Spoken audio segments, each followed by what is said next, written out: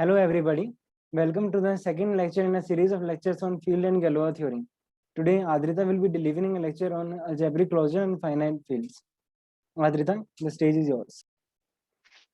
Thank you, Taru.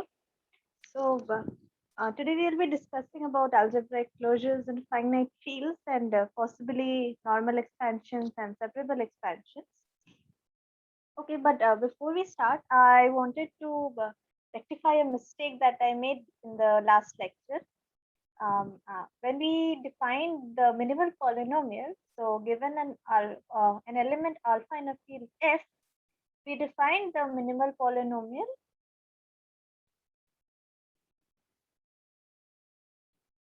to be the polynomial of the least degree, but there's an extra condition, that is the polynomial has to be monic. I missed the point. Okay, so first we'll discuss about algebraic closures. So we had a talk about splitting fields.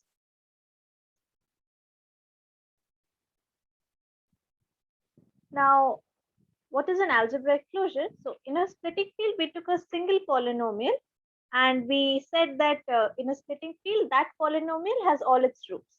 Now, what is an algebraic closure? So the algebraic closure of a field K is the field K bar such that for all alpha in for all polynomials P in K bar X, in Kx, first thing, it factors into linear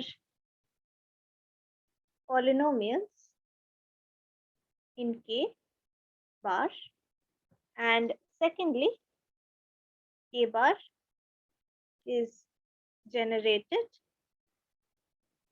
by roots of polynomials in K. Now, we saw that given a polynomial P, there always exists a splitting field. Similarly, we would like to know about algebraic closures. Now, a special thing about algebraic closures is that given a polynomial over the underlying field K, it breaks down into linear factors over K bar, and additionally, given any polynomial over K bar, it splits into linear polynomials over K bar. So an algebraic closure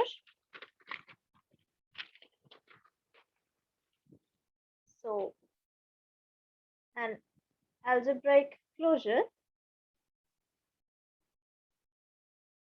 is also algebraically closed. Now, we give the first theorem that says that every field K has an algebraic closure. Now, we will just give the proof for the countable algebraic countable fields, and the proof for uncountable fields follows similarly, but it uses Zorn's lemma, so we will skip that. Now, suppose K is countable. This implies Kx is also countable.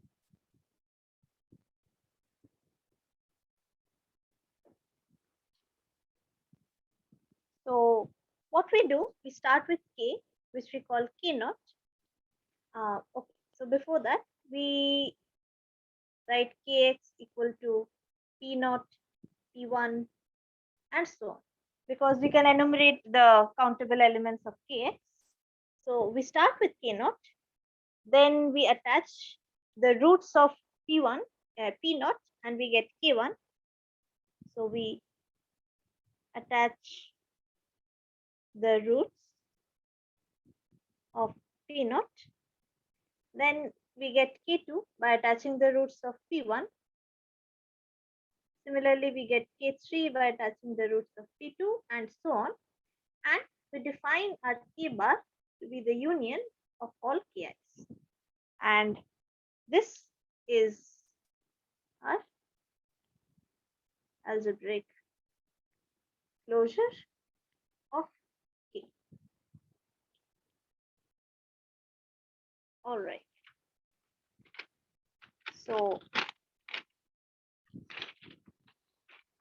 the second thing is, as I said, all algebraic closures are algebraically closed. So what is algebraically closed? A field L is algebraically closed if for all f in Lx, the roots of f are in L.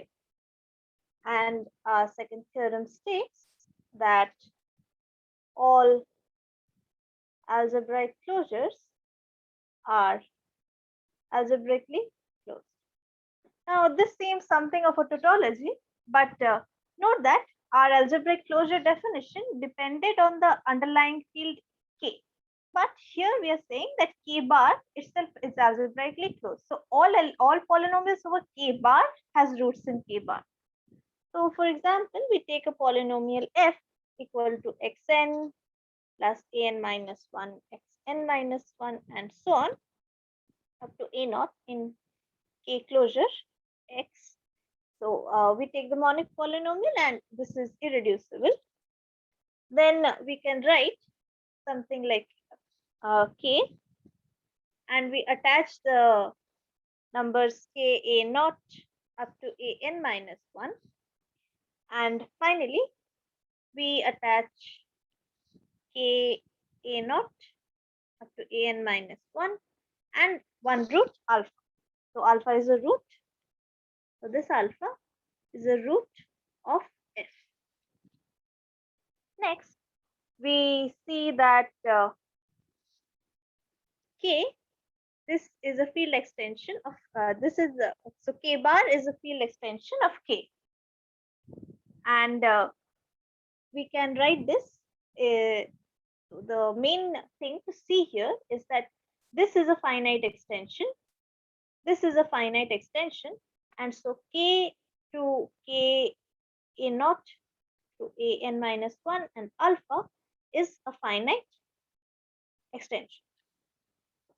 And finally, k bar is so we see that alpha is algebraic, which implies there exists a polynomial p in kx such that p alpha is 0, and hence we say that since p is in kx and alpha is algebraic, so k a naught to a n minus 1 comma alpha, this is in k bar, and hence k bar is algebraically closed. All right. Now we will show a weaker construction.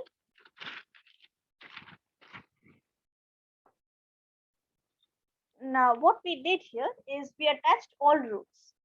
Now instead of all roots, suppose we want to attach just the square root. So we want to find L over K such that all elements of L have square roots in L. So we do a similar construction. We started with K, which is equal to K naught. We extend it to K1, and what is K1? We attach all square roots of elements of K. Then similarly, we define K2 and K3 and so on. Where K2 we attach all square roots of K1 and so on. And we define our, say, L to be the union of Ki. Then we can easily show first that L is closed under square root. Second, L is generated from K by the actions of plus, addition, subtraction, multiplication, division, and square root. And so we can give a few examples. So we know that our closure is C. We can give a proof of this. We will actually give a proof of this using Galois theory in a few days. Then we have the closure of Q, which is a subset of C. Note that the closure of Q, the algebraic closure of Q, is not exactly C because we do not have elements like pi and e, which are irrational. Okay, then we were like similar to splitting fields, we would like to see whether the algebraic closure is unique. So we saw that splitting fields were unique up to isomorphism, and similarly, we can show that any two algebraic closures are isomorphic. Now, an important point to note here is that the isomorphism is not unique. So between two algebraic closures, so say K closure, K1 closure and K2 closure, the isomorphism is not unique. That is, we do not have a canonical isomorphism, and hence we don't generally talk about the algebraic closure of K. We talk about an algebraic closure of K. All right, so that's what I wanted to talk about algebraic closures. We next move on to finite fields.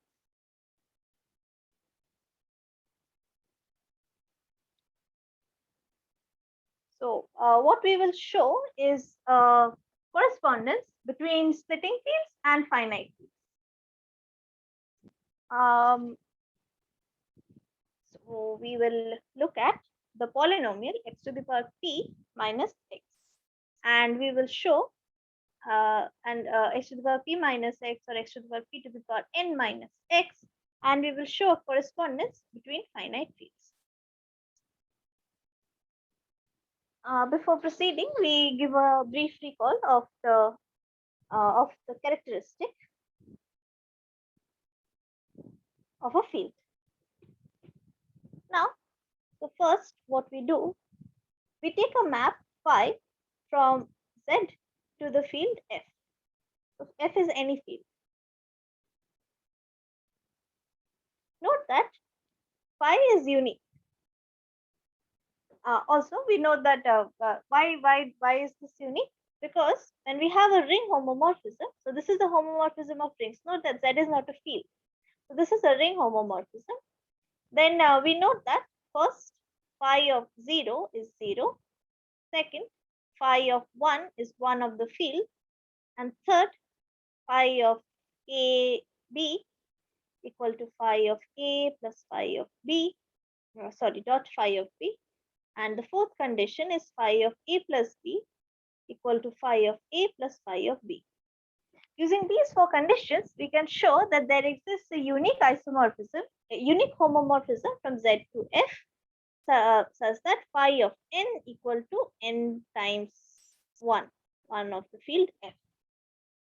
So which is 1F plus 1F plus 1F n times.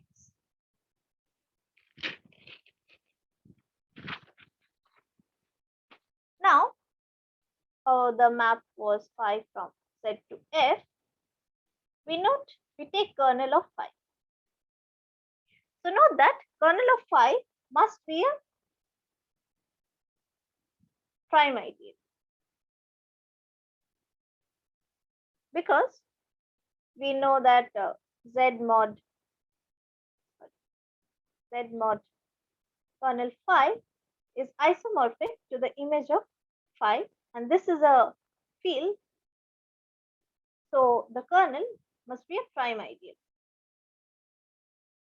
Therefore, kernel of phi is equal to pz, and this p is called the characteristic of the field F. So the fields can have characteristics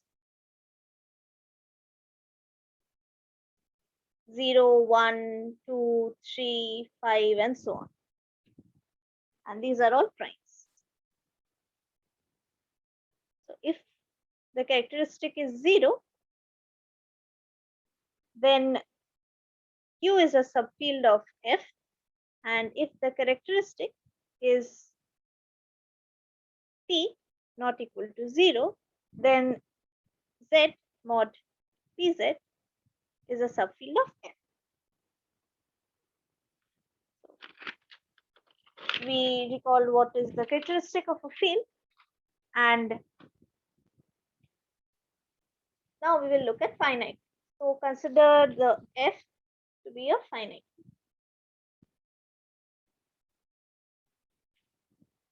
So we know Fp, which is equal to Z mod Pz, is a subset of F, and this implies that F is a vector space over Fp, and dimension of Fp is equal to n.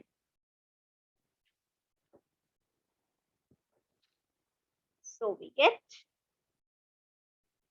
so the order of the field F, that is the number of elements in F, is p to the power n.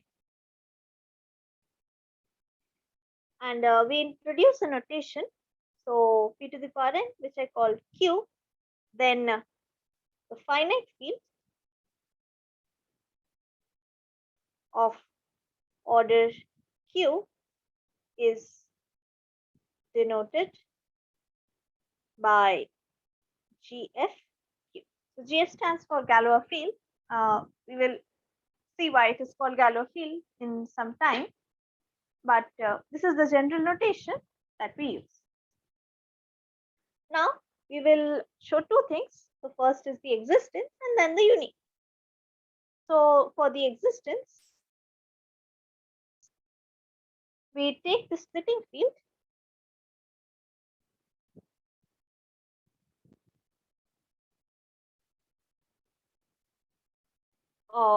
the splitting field, say L, of the polynomial x to the power q minus x.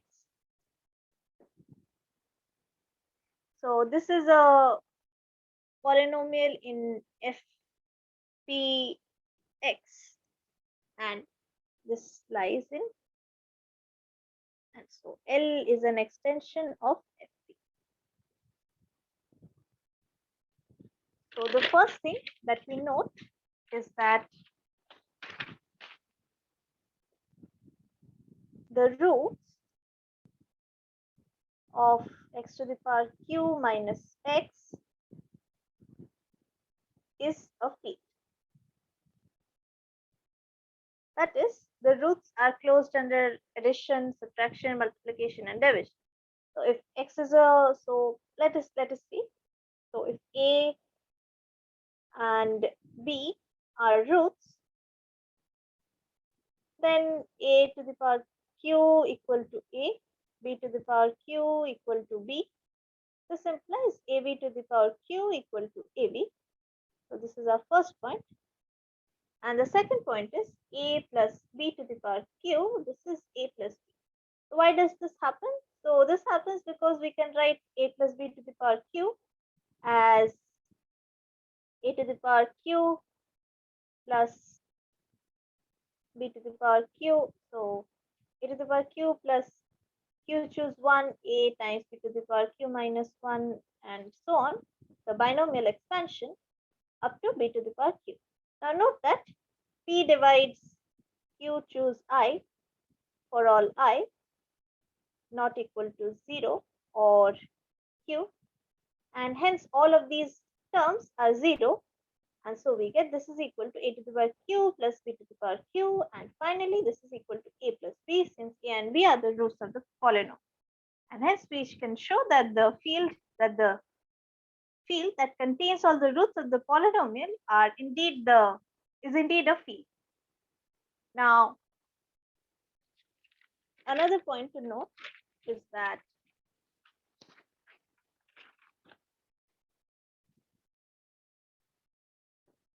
so first is that a point to note is that a polynomial of degree k has at most k roots in a field.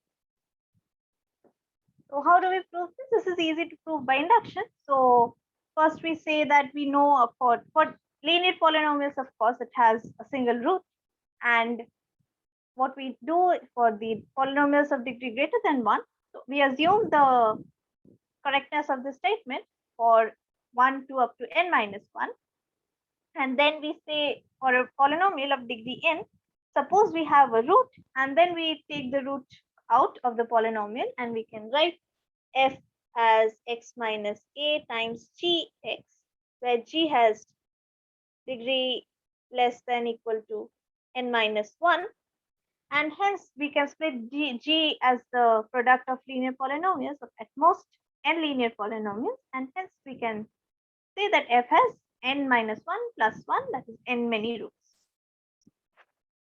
So using this, we can show that all roots of x to the power q minus x are distinct.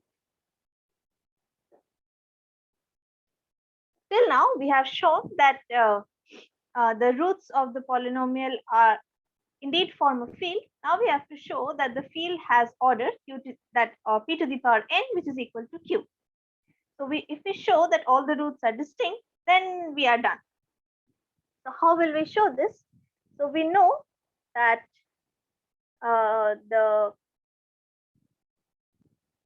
note the polynomial f has distinct roots if and only if the GCD of f and f prime is 1. So if f and f, the derivative of f are co-prime to each other, that is, they have no roots in common, then the polynomial f has distinct roots. So what we see is that x to the power q minus x prime, this is equal to q times x to the power q minus 1, which is equal to 1 because p divides q, which is equal to minus 1 because p divides q. And hence we see that x to the power q minus x and minus 1, these are co-prime, and so all the roots are distinct, and the roots, therefore the roots of x to the power q minus x form a field of order q. Now, before proceeding, I would like to mention the Provenance Endomorphism. These roots have a relation with the Provenance Endomorphism.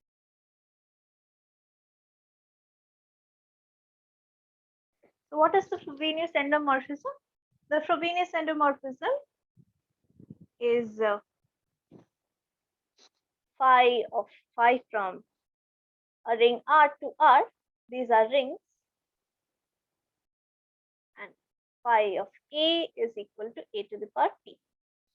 Now, if p equal to 0, then it is easy to see that phi is the identity. Phi is a ring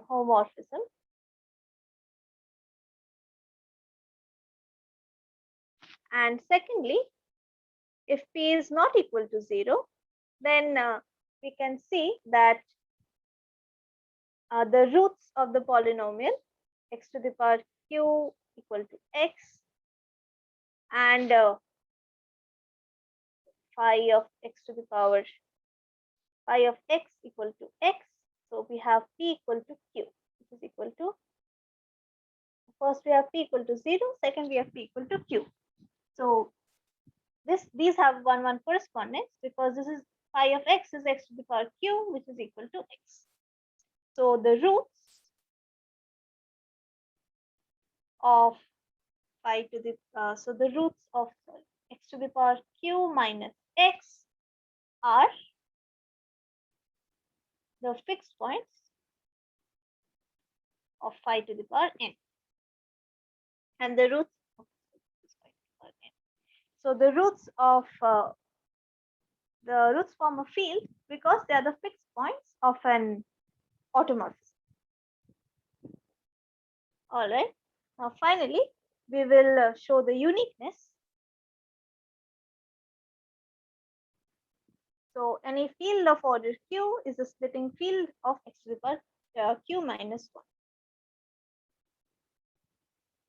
Any field of order q is the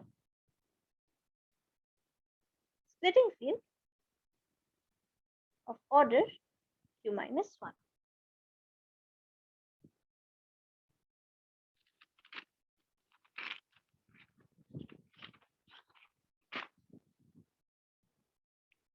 Now finally, what we say that how do we show this? So okay, so before proving that, we prove the following. So that is f cross, which is equal to f minus the 0 element, is a cyclic group of order q minus 1. Now, how do we prove this? So suppose alpha is in f cross such that alpha has the maximum order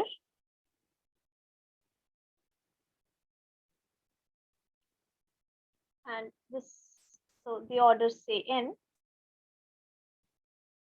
So then therefore beta to the power n equal to 1 for all beta in f cross. So this is because it has the maximum order and hence it divides the order of all other elements. So the order of all other elements divide n. And now since x to the power n minus 1 has at most n roots, therefore f cross is less than equal to n. And we know that 1 alpha square up to alpha to the power n are distinct, and in f cross, therefore f cross equal to 1 alpha to the power n. And for our case, n was equal to x to the power q minus, so n was equal to q minus 1, therefore f cross has order q minus 1. And this is an important observation that the field of units of the field f is, so the set of units of the field f is actually a cyclic group.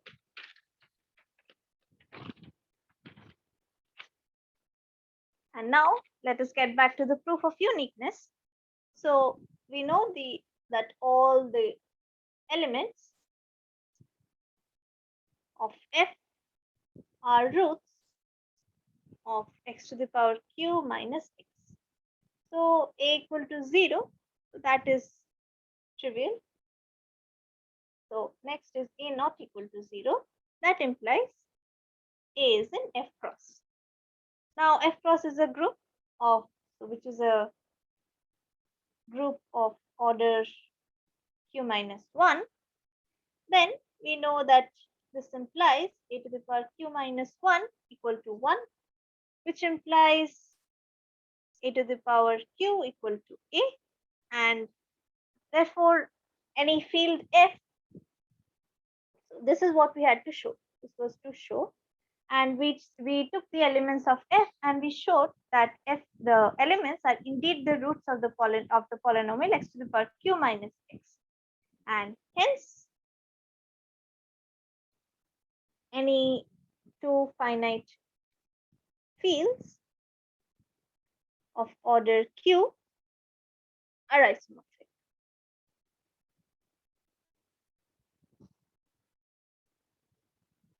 Okay, so before concluding the discussion on finite fields, we would like to see something. So this is an important, let's say, theorem.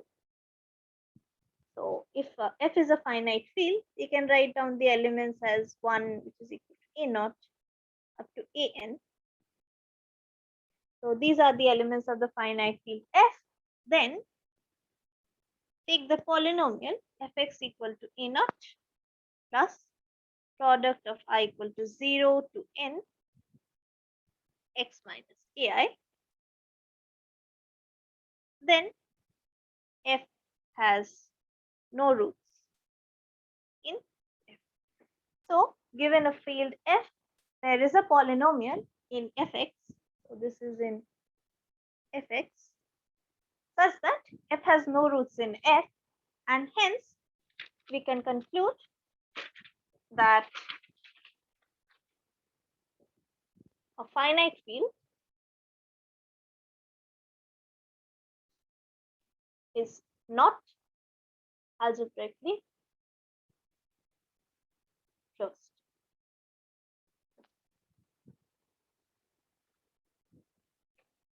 Now, next we will move on to normal extensions.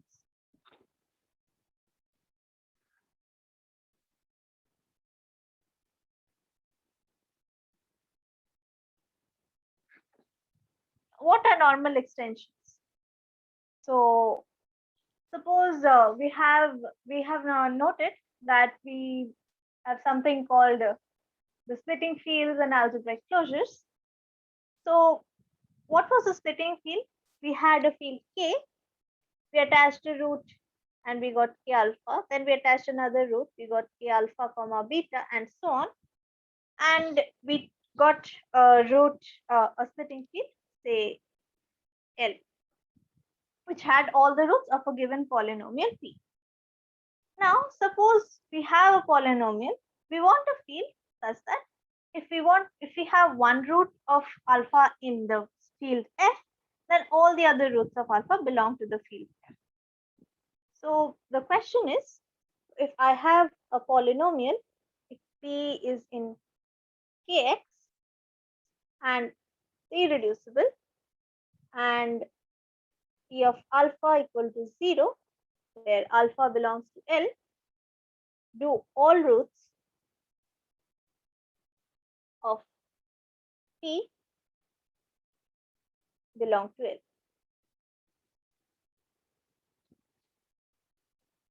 So let's see.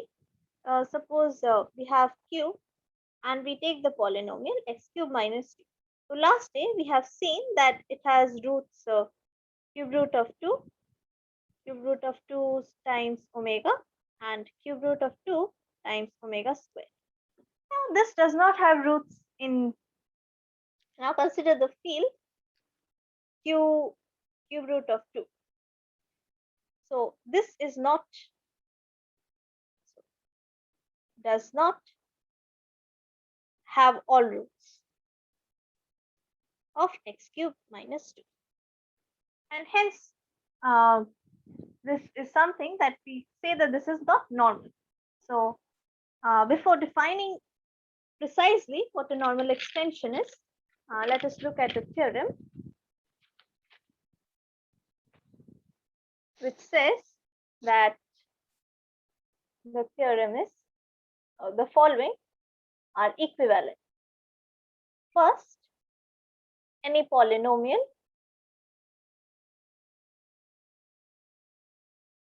p in kx that is irreducible, and has roots in a field L, sorry, in a field L, factors into linear factors over Lx. Secondly, we have L is the splitting field over K for some set of polynomials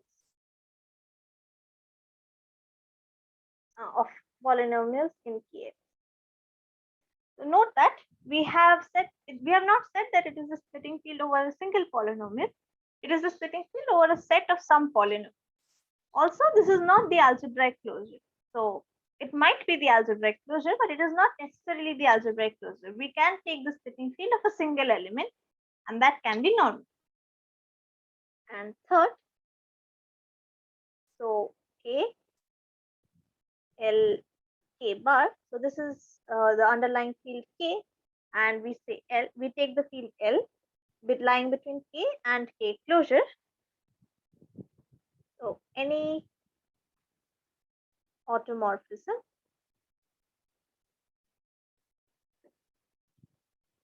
of K closure, that is sigma from K closure to K closure, fixing K. So all elements of K go to themselves. So sigma of K is equal to K for all K in K. So take any automorphism like this. So this automorphism maps L to L. Now this mapping is not the same as the identity mapping. This means phi of L belongs to L for all L in L. This is not the identity over the field lying between K and K bar. Now next what we shall show, so we can show that these three are equivalent. So we will use the general method. First we'll show that 1 implies 2, then 2 implies 3, and then 3 implies 1. So 1 implies 2. So what was 1? 1 was that, we take a polynomial P in Kx, then P factors into linear polynomials. And what was 2? 2 was L is splitting field for some polynomials. How do we show 1 implies 2? Now take some alpha in L. So for all alpha in L, take the set P alpha, which is minimal polynomial of alpha. So take the set of all minimal polynomials of elements that are contained in alpha. Then we can show that L is the splitting field for all P alpha. So why is this true? So we take an element alpha in L, we find the minimal polynomial P alpha, then we know that alpha is in L, so x minus alpha, so P alpha can be written as x minus alpha times some q, and so qx. So we have split the polynomial into one part. So L has one root, and we know that if it has one root, then it factors into all the different roots. So all the roots of this polynomial P alpha are in L, and hence hence L is the splitting field of all these polynomials. So 1 implies 2. Next we show that 2 implies 3. So what is 2? 2 is splitting field of some polynomials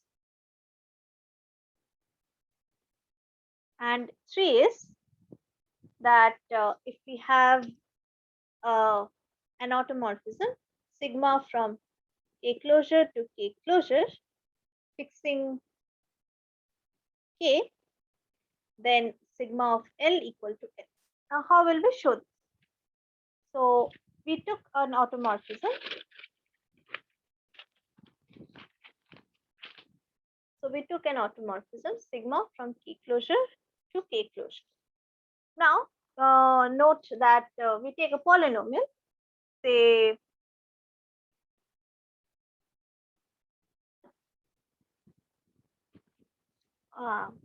okay, we take the polynomial P alpha for some element alpha. Then we note that under sigma, so if I apply sigma to P alpha, this is P alpha because the coefficients of P alpha, so we take P alpha is in Kx. And we know sigma fixes K, so sigma of P alpha is exactly equal to P alpha. Next, what we do is the following. We say L equal to the set of roots of all P alpha in K closure. So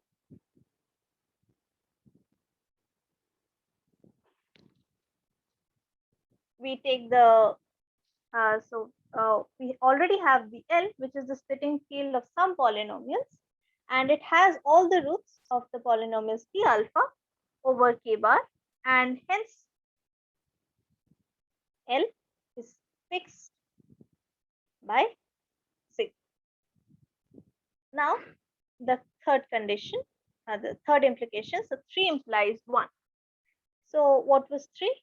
3 said that if sigma is from K to K, fixing K, K bar to K bar fixing K, then sigma of L equal to L.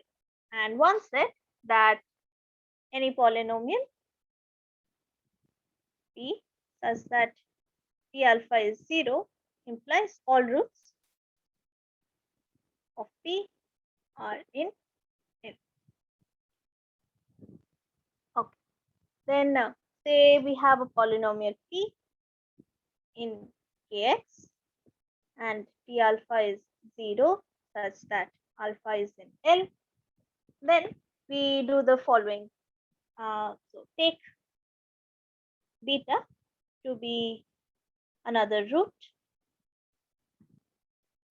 Then we have K equal to K. We do the extension K beta and this extension K closure. Then we give K alpha and we extend it to K closure. So for this, first we show that we know that K alpha and K beta, these are isomorphic because they are both Kx quotiented by F, sorry, Kx quotiented by P. And we have an isomorphism such that phi of alpha equal to beta. And phi, there exists phi such that phi of alpha equal to beta, and phi extends to K closure. Sorry. Phi extends to K closure.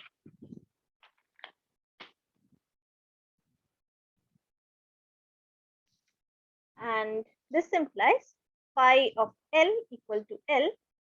And finally, because we had the condition 3, which said that if this extends to K bar says that K is fixed, then phi of L equal to L. And this implies beta equal to L, since alpha belongs to L. And hence we get 3 equivalent conditions for a polynomial in a splitting field. So we have proved these 3 equivalent conditions. And finally, we can define. So finally, we define a normal extension to be any of these 3 conditions. Finally, what is a normal extension? We can say that a normal extension is an is a field extension such that if we have one root of a polynomial in the extension, all the other roots are automatically there in the given extension. And let us continue with the examples that we gave above. So we took Q. We took the polynomial x cubed minus 2. So we have the extension Q contained in Q, cube root of 2 contained in Q, cube root of 2 and omega. So this is a splitting field, which implies this is normal. Also, note that the polynomial which we had given in the previous class. So the polynomial was 8x to the power 3 minus 4x, so plus 4x square minus 4x minus 1 equal to 0, whose roots were cos 2 pi by 7, 4 pi by 7, and cos 6 pi by 7. This, if we attach one, so we call this alpha, and so Q subspace of Q alpha had all the roots of the polynomial, say f, then Q alpha is normal. So we can sometimes attach one root to get a normal field, but we know that splitting field need not be obtained by attaching just one root. So we might need to attach a few more roots than one, and the final splitting field that we get is normal. So we can take the splitting field of a single polynomial or multiple polynomials to obtain this final normal extension. Let us see a corollary. So if K and so L is a field extension of K of degree 2, then it is normal. So we have L equal to K alpha. Because it has degree 2, we can get L by attaching a single element. And we can write the polynomial alpha square plus B alpha plus C equal to 0. So our polynomial is fx equal to x squared plus bx plus c. Then so we have a root alpha, so f alpha equal to 0 and say f beta equal to 0. Then we can write beta as c minus b minus alpha, and alpha is in L and minus b is in K and hence in N, so beta is in L. And hence we can see that any field extension of degree 2 is normal.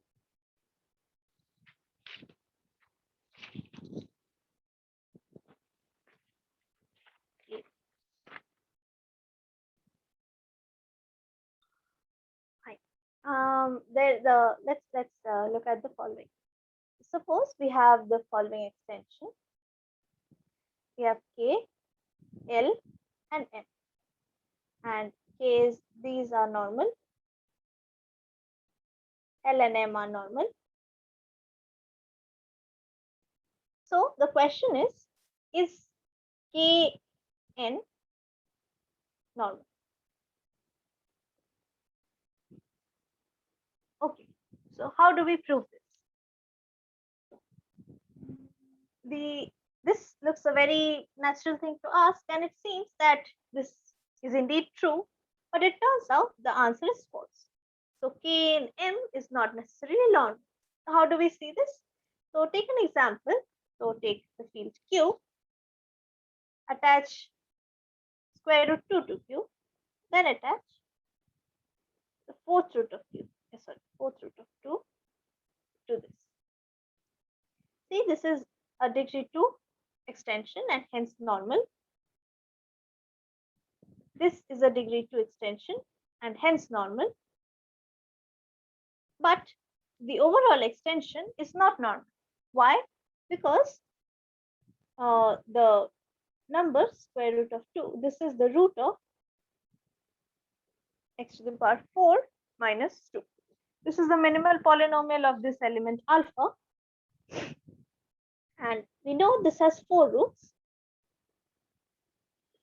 So 4th root of 2 minus 4th root of 2, which are there in Q attached with 4th root of 2. But we also have I times the 4th root of 2 and minus I times the 4th root of 2, which are not included. And hence it is not a splitting field, and thus it is not normal extension. So we say that if there's a field between 2 fields and they are normal at each step, it does not imply that the whole extension is normal. Okay, so we shall just give another definition and conclude today. So separable extensions. So what we have, we take a field extension L of k, then a polynomial in kx is called separable. This is the first definition. If it has all distinct roots.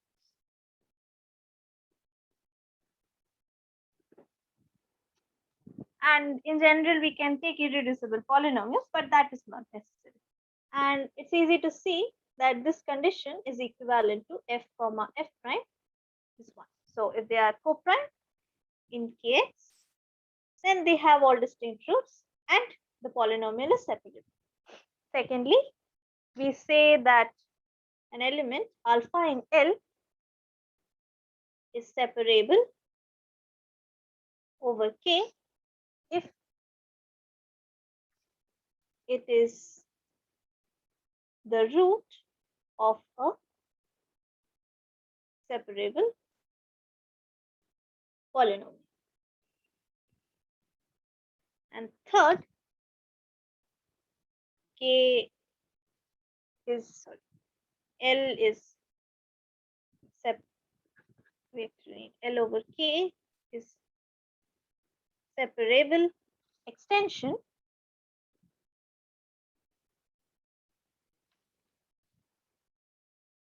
if all alpha in L are separable.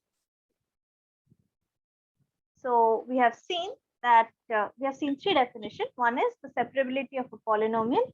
If it has all distinct roots, that is no repeated roots, then it's called separable. If an element has is the root of a polynomial which is separable, then the element is called separable. And if the extension is such that all elements of the extension are separable, then L over k is called a separable extension. And the next day, we will use these 2 definitions of normality and separability to define the Galois extensions. And finally, we will be able to prove the fundamental theorem of Galois theory. So thank you. That's all for today.